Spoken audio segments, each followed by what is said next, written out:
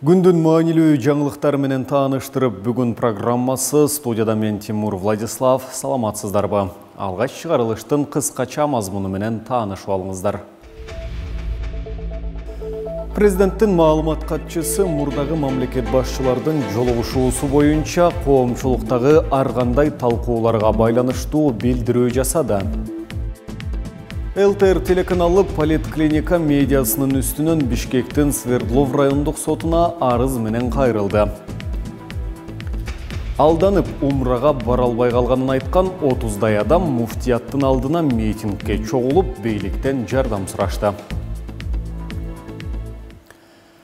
2010 жылдагы кандуу апрель окуяларынан кийин түзүлгөн Мекен шейиттери коомдук уюму Курманбек Бакиевке байланыштуу президент Садыр Жапаровка кайрылуу жолдойт. Бул тууралуу аталган бирикменин тең турагасы Арстанбек Сагындыков билдирди.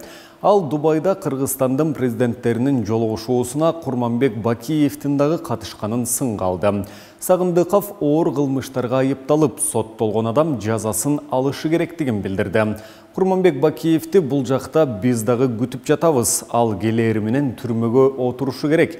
Апрель окуяларына байланыштуу 6 жыл сот болду. Соттун бардык инстанцияларынын чечимдери чыкты. Бакиев 30 жылга кесилген. Иниси Жаныш болсо өмүрүнүн акырына чейин кесилген. Максим Бакиев дагы 30 жылга соттолгон. Ошолордун баары аткарылышы керек. Мына 7 апрелде 87 бала каза болду. Менин уулум дагы каза болгон. Ошондон бери жарадарлардагы көз жумуп, бүгүнкү күндө 125 адамга жетти. Ошол окуяда 500дөн ашык адам жарадар болду. 145 бала жетим, 100дөн ашык келин жесир калды. Алардын баары эмне болот? Бакиевди жөн эле кечирип коюш керекпи? Бакиевди кечирип ынтымакка келсек эле жашообуз оңолуп кетеби? Биз аны эч качан кечирбейбиз. Бакиев мамлекетке эч жакшылык алып келбейт. Өзүнүн элин атып, кырып кеткен адамдан кандай жакшылык күтсө болот? Апрель окуяларына чейин анын тушунда канча адам өлтүрүлдү? Келсин, бирок келип түрмөгө отурсун деген Сагындыков. Президенттин маалымат катчысы Эрбол Султанбаев мурдагы мамлекет башчылардын жолугушуусу боюнча коомчулуктагы ар кандай талкууларга байланыштуу билдирүү жасады. Анын айтымында Садыр Жапаровдун негизги максаты чыныгы улуттук консолидация, Кыргыз мамлекетинин өнүгүүсү үчүн биригүү. Өлкөнүн бардык жетекчилеринин кемчиликтери бар, эл аларды жакшы билет. Ошону менен бирге жакшы жактарын дагы эстен чыгарбайлы. Эгер Алмазбек Атамбаев тууралуу айта турган болсок, биз ал башкарган убакытта позитивдүү учурлардагы болгонун унутпашыбыз керек. Тилекке каршы учурда коомчулук арасында жана социалдык түйүндөрдө мурдагы президенттердин, учурдагы бийликтин жана башкалардын тарапкерлеринин ортосунда талаш тартыш уланууда. Буга байланыштуу бардык тараптарды өз күчү менен энергиясын өз ара мамиле териштирүүгө эмес, мекенибиздин бакубаттуулугу үчүн жаратмандыкка багыттоого чакыргым келет, деди маалымат катчы. Ошондой эле Султанбаев президент Жапаров Исхак Разаковдун убагынан бери келе жаткан өлкөнүн бардык кийинки жетекчилери жаман нерселердин баарын өзүнөн мурункуларга жабыштырган адаттан арылгысы келерин белгиледи. ЛТР телеканалы Политклиника медиасынын үстүнөн Бишкектин Свердлов райондук сотуна арыз менен кайрылды. Бул тууралуу Политклиника басылмасы билдирди. Сотко кайрылууга Политклиника медиасынын 4 февралда социалдык тармактарда жарыяланган ЛТРдин Садыр Жапаров энергетикага карыз алган эмес дегени калп аталышындагы материалы себеп болгон. ЛТР арызында Политклиника бул материалда компаниянын жана анын кызматкерлеринин аброюна шек келтирген деп билдирген. Компания Политклиникадан аталган материалды интернет желесинен алып салууну жана анда айтылган материалдарды төгүндөөнү талап кылууда. Моралдык зыян катары телеканал соттон Политклиника редакциясынан 7 миллион сом, журналист Тыныстан Асыпбектен 3 миллион сом, жалпы 10 миллион сом өндүрүп берүүнү өтүнгөн. 4 февральда Политклиника ЛТРдин Садыр Жапаров энергетикага карыз алган эмес дегени калп деген тема менен ачык булактарга таянган материал жарыялаган. Анда басылма ЛТРдин 31 январда чыккан кайсы президент энергетикага көп карыз алган аттуу сюжетин анализдеп, андагы маалыматтар чындыкка дал келбей турганын билдирген.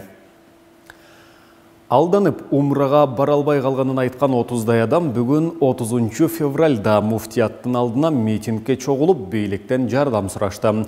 Акцияға шыққандар білдірішкендей, алар жалпысынан 44 адам. 17 февральға қараған түні умраға учып кетішмек. Бирок умра сапарын уюштуруу менен алектенген фирма ажы башчы аларга тийиштүү акчаны толук бербегенин билдирип, сапар үзгүлтүккө учураган. Муфтияттын өкүлдөрү келишим алар менен түзүлбөгөндүктөн бул ишке эч тиешеси жоктугун айтышкандан кийин чогулгандар ажы башчы камалып отурган милиция бөлүмүнө жөнөп кетишкен.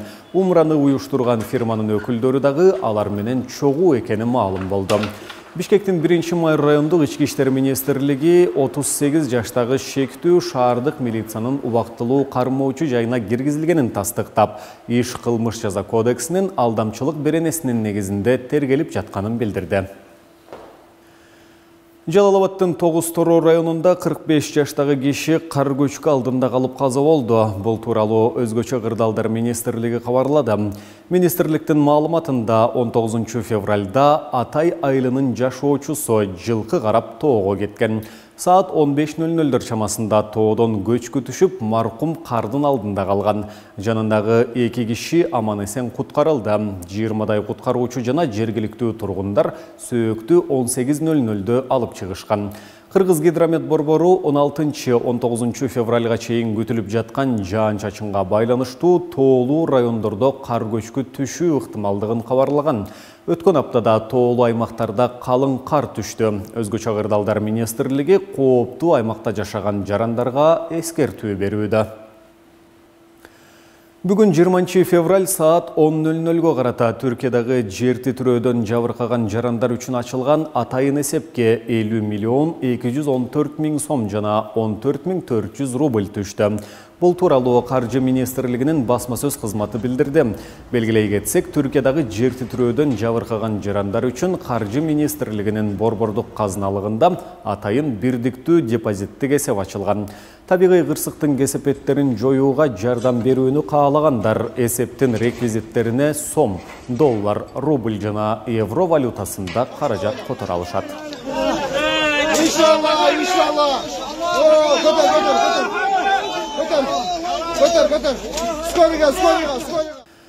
Мына ушуну менен бүгүнкү берүүбүздү жыйынтыктайбыз. Кийинки эфирлерден амандашканча сак саламатта туруңуздар.